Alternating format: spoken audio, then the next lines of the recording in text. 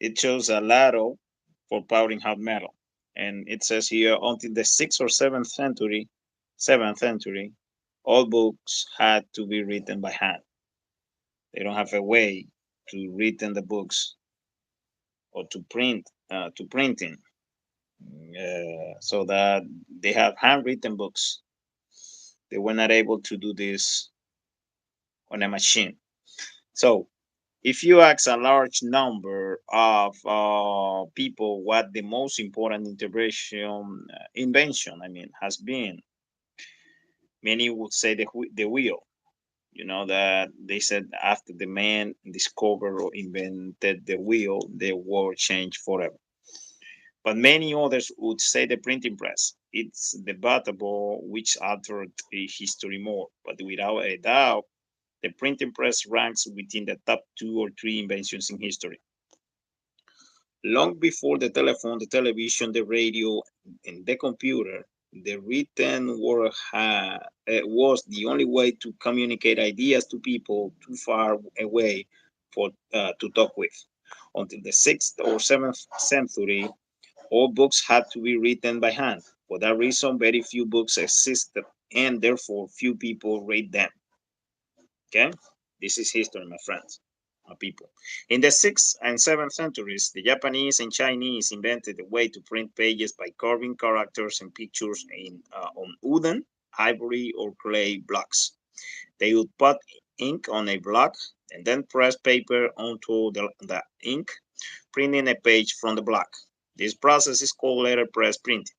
The invention of letterpress printing was a great advance in communication because each block could be inked many times and many copies of each page could be made. Many books could now be made. Therefore, many people could read the same book.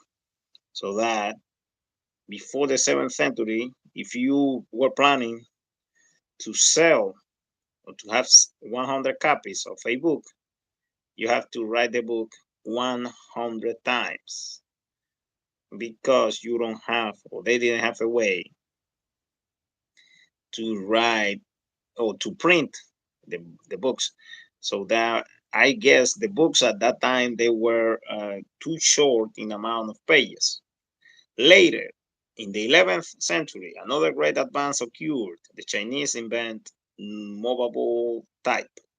Each character was made as a separate block which could be used many times in many tests. This meant that pages could be created by putting together these individual characters rather than having to have each whole page carved. Mobile